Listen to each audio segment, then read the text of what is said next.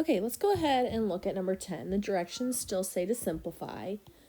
And if we look at number 10, we now have this negative that's inside the parentheses, which tells me that there's really a -1 right here in front of the parentheses. So what we need to do is we need to take this -1 and multiply it by all of the terms inside the parenthesis, which we know multiplying anything by a -1 changes the sign.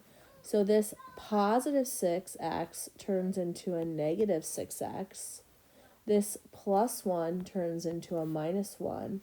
And this minus or -8 turns into a plus 8x squared. All right, so now we have new terms. So I'm going to go ahead and cross this out. And now I'm going to go ahead and combine like terms. So this 4, there is no letter on this 4. So I'm going to go ahead and combine it with this -1. Well, 4 plus -1 gives me 3. Then this plus 6x. This has just an x on it, so I'm going to combine it with this -6x. Well, 6x plus a -6x gives me 0.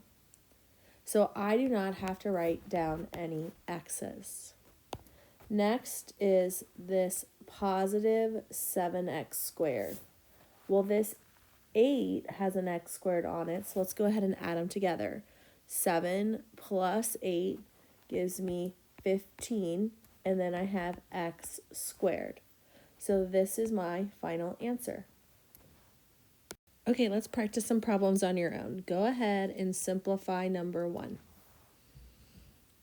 And then go ahead and simplify number 2. And then go ahead and simplify number 3.